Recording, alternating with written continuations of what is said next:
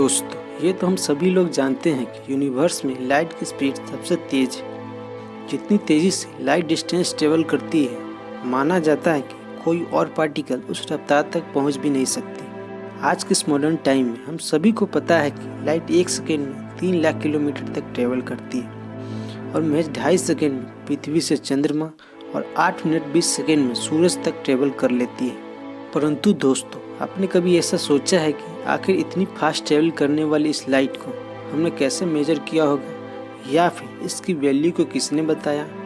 इस तरह की थॉट शायद आपके दिमाग में कभी न कभी जरूर आया होगा। तो दोस्तों, आज की इस वीडियो में हम इसी टॉपिक पे बात करेंगे कि किस तरह लाइट की स्पीड को मापा गया था। परंतु दोस्तों, इस वीडियो को स्टार्ट करने से पहले अगर आप इस चैनल पर नए हैं और आपने इस चैनल को अभी तक सब्सक्राइब नहीं किया है तो प्लीज़ इस चैनल को सब्सक्राइब कर लें और साथ में बेल आइकन को भी दबा दें, जिससे कि इस चैनल पर अपलोड किए गए सभी नए वीडियोज़ की नोटिफिकेशन आपको सबसे पहले मिलती रहे। तो चलिए दोस्तों, आज की इस वीडियो को स्टार्ट करते हैं। दोस्तों, प्राचीन काल में एक लंबे समय तक लोगों को यही लगता था कि लाइट की स्पीड इनफाइनाइट अर्थात अनंत है और इससे एक स्थान से दूसरे स्थान तक ट्रेवल करने में कोई समय नहीं लगता है। परंतु 500 ईसा पूर्व में पहली बार ग्रीक फिलोसोफर एम्पिडोगलस ने लाइट की स्पीड की थ्योरी को लोगों के बीच रखा। उन्होंने कहा कि लाइट भी एक प्रकार का मैटर ही है और अगर ऐसा है तो ये भी मूव करता होगा या फिर इसकी भी कोई स्पीड होगी। उस समय लोगों ने उनकी इस थ्योरी को कोई इम्पोर्टेंस नहीं दिया, क्योंकि उस समय उनके पास लाइट की स्पीड की ना तो कोई वैल्यू थी और ना ही कोई एक्सपेरिमेंटल एक्सप्लेनेशन। उनके द्वारा दिए गए थ्योरी के अनुसार लाइट का ओरिजिन हम इंसानों की आंखों से होती है। इसका मतलब यह हुआ कि जब हम अपनी आंखों को खोलते हैं तभी लाइट पार्टिकल उस वस्तु तक पहुंचती है और हम उस वस्तु को देख पाते हैं।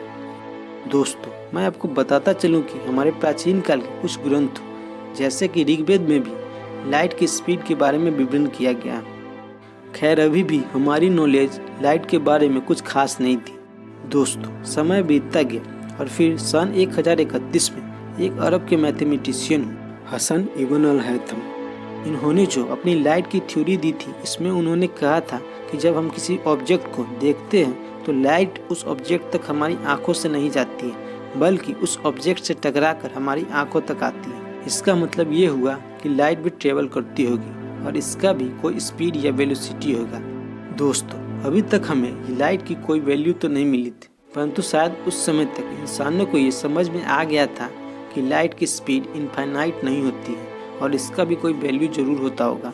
लेकिन दोस्तों, ऐसा बिल्कुल नहीं था, क्योंकि उस समय के कुछ फेमस मैथमेटिशियन और एस्ट्रोनॉमर ऐसा मानते थे कि लाइट की स्पीड इनफाइनाइट ही होती है। इसमें रॉजर बेकन, जोहानस केपलर और पीरी डी फर्मर जैसे फेमस लोग शामिल थे।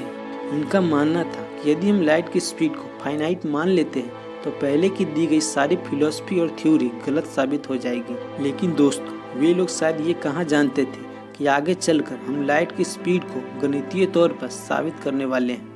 फिर साल 1638 ईस्वी में गैलीलियो गैलीली ने लाइट की स्पीड की थ्योरी दी। उन्होंने अपने प्रयोग से इस बात को साबित करने की कोशिश भी की थी। उन्होंने अपने सहयोगियों को ढक्कन वाली लालटेन दी और दोनों को एक दूसरे से 1 मील दूर 2 पहाड़ियों पर खड़ा कर दिया। और फिर गैलीलियो ने अपने सहयोगियों को निर्देश दिया कि जैसे ही एक व्यक्ति लालटेन की ढक्कन को हटाएगा, दूसरा व्यक्ति उस लालटेन की लाइट को देखकर अपनी लालटेन का ढक्कन हटाएगा। और इसी बीच गैलीलियो लाइट के ट्रेवल करने में जो टाइम लगेगा उसको मेजर करेंगे और इस टाइम को डिस्टेंस से विभाजित कर लाइट की स्पीड को ज्ञात कर लेंगे। लेकिन दोस्तों, इनका यह प्रयोग पूरी तरह असफल रहा, क्योंकि लाइट की स्पीड इतनी ज़्यादा होती है कि उसको 1 मील डिस्टेंस ट्रेवल करने में मात्र 0.00005 सेकेंड लगता है। और उस समय गैलीलियो के पास ऐसा कोई मशीन नहीं था जिसकी मदद से वे टाइम के इतने छोटे से भाग को मेजर कर सकें। उसी सदी में सन 1676 ईस्वी में एक डेनमार्क के एस्ट्रोनॉमर थे ओल रूमर। वो बृहस्पति ग्रह के चंद्रमा आयु को ऑब्जर्व कर रहे थे। तब उन्होंने देखा कि उस चंद्रमा के इक्लिप्सी के बीच का टाइम पूरे वर्ष अलग अलग है। इस बात से वो काफ़ी परेशान हुए, परंतु वो इस खोज पर लगातार काम करते रहे। उन्होंने अपने अवलोकन में पाया कि जब पृथ्वी बृहस्पति ग्रह से दूर जाती है तो इक्लिप्सी के बीच का टाइम बढ़ जाता है, और जब पृथ्वी बृहस्पति ग्रह के नज़दीक आती है तो इक्लिप्सी के बीच का टाइम घट जाता है। इस घटना से उनको अब ये बात समझ में आ गई थी कि लाइट भी ट्रेवल करती है और इसकी स्पीड फाइनाइट ही होती है। उन्होंने सालों की कैलकुलेशन और ऑब्जर्वेशन के बाद लाइट की स्पीड को कैलकुलेट करने में कामयाबी हासिल कर ही ली। लेकिन दोस्तों, अनफॉर्चुनेटली हम उनके कैलकुलेशन और रिसर्च पेपर को नहीं जान पाए, क्योंकि आग लगने की वजह से उनकी सारी रिसर्च पेपर जल गई थी। परंतु उस समय के दूसरे सोर्सेस, खासतौर पर रोमन के रिसर्चेस पर आधारित क्रिश्चियन हगेंस के एक्सप्लेनेशन से हमें पता चलता है कि रोमन ने उस समय लाइट की स्पीड 2,14,300 किलोमीटर पर सेकेंड निर्धारित की थी, जो आज की निर्धारित लाइट की स्पीड की वैल्यू से काफ़ी कम थी। इस त्रुटि का कारण साइंटिस्ट मानते हैं कि उस समय रोमर को अर्थ की एग्जैक्ट ऑर्बिट और रेडियस का पता नहीं था, और ना ही आज की तरह कोई मॉडर्न टेक्नोलॉजी थी, वरना उनकी कैलकुलेशन आज की वैल्यू के काफ़ी करीब पहुंच जाती। दोस्तों, समय बीतता गया और समय के साथ साथ नए नए आधुनिक टेक्नोलॉजी का आविष्कार होता गया, जिससे लोगों का ज्ञान और बढ़ता गया। वर्ष 1849 ईस्वी में एक फ्रेंच एस्ट्रोनॉमर हिप्पोलाइट फिजी ने 8 किलोमीटर डिस्टेंस पर रखे एक रिफ्लेक्टिंग मिरर और एक रोटेटिंग व्हील की मदद से लाइट की स्पीड की वैल्यू को निकाला। उन्होंने अपनी कैलकुलेशन में इसकी वैल्यू 3.18 × 10⁸ मीटर पर सेकेंड बताया। इसके 13 साल बाद एक और फ्रेंच एस्ट्रोनॉमर लियोन फौकॉल्ट ने फिजी के ही एक्सपेरिमेंट में कुछ और बदलाव करके अपनी कैलकुलेशन को लोगों के सामने रखा।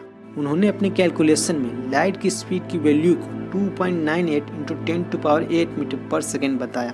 दोस्तों, मैं आपको बताता चलूँ कि उनके द्वारा दी गई लाइट की स्पीड की वैल्यू आज की एक्सपेक्टेड वैल्यू से मात्र 0.5% ही कम थी। फिर इसके बाद दौर बदलता गया और समय के साथ साथ टेक्नोलॉजी भी बदलती गई, और अब हम लाइट की रहस्यों को इलेक्ट्रोमैग्नेटिज्म के जरिए सुलझाने की कोशिश में लग गए। इसी कड़ी में वर्ष 1907 ईस्वी में रोजा और डोजरी नाम के दो साइंटिस्टों ने इलेक्ट्रोमैग्नेटिज्म की मदद से लाइट की स्पीड को कैलकुलेट किया। उनके द्वारा दिया गया वैल्यू 2.9710 × 10⁸ मीटर पर सेकेंड था। इसके बाद तो नए नए टेक्नोलॉजी आते गए और इसकी वैल्यू और भी एक्यूरेट होती गई। पहले रोटेटिंग मिरर, फिर रेडियो इंटरफेरोमीटर और उसके बाद लेजर इंटरफेरोमीटर। साल 1983 में general conference on weight and measure नाम की एक इंटरनेशनल ऑर्गेनाइजेशन ने मीटर और सेकेंड की डेफिनेशन में कुछ बदलाव किए। इसकी मदद से लाइट की स्पीड की एग्जैक्ट वैल्यू 2.99792458 × 10⁸ मीटर पर सेकेंड हो गई, और आज भी लाइट की स्पीड की वैल्यू यही मानी जाती है। दोस्तों, आखिर में मैं आपको एक बात और बताता चलूं कि जब हमने पहली बार अपोलो 11 मिशन के जरिए मून पर लैंडिंग की थी, तो उस समय हमने मून की सरफेस पर एक मिरर रख दिया था, जिसे हम रेट्रो रिफ्लेक्टर स्टेबलाइजर कहते हैं। इसकी मदद से हम धरती पर बैठकर इसके ऊपर लेजर से एम करते हैं, और जैसे ही ये लेजर रिफ्लेक्ट होकर धरती पर वापस आती है, तो हम उस टाइम को कैलकुलेट करके चांद और पृथ्वी के बीच की डिस्टेंस का पता लगाते हैं। तो दोस्तों, आज की इस वीडियो में मैंने लाइट की स्पीड की खोज करने वाले सभी फेमस साइंटिस्ट और रिसर्च को कवर करने की कोशिश की है। परंतु इसके अलावा भी आपको किसी साइंटिस्ट और रिसर्च के बारे में पता हो, या फिर इस वीडियो से रिलेटेड कोई भी सुझाव हो, तो अपने राय को कमेंट बॉक्स में कमेंट करके बताएं। और हाँ दोस्तों, वीडियो अच्छी लगी हो तो वीडियो को लाइक और दोस्तों के साथ शेयर करें, और अभी तक आपने इस चैनल को सब्सक्राइब नहीं किया है तो कृपया इस चैनल को सब्सक्राइब कर लें। जय हिंद।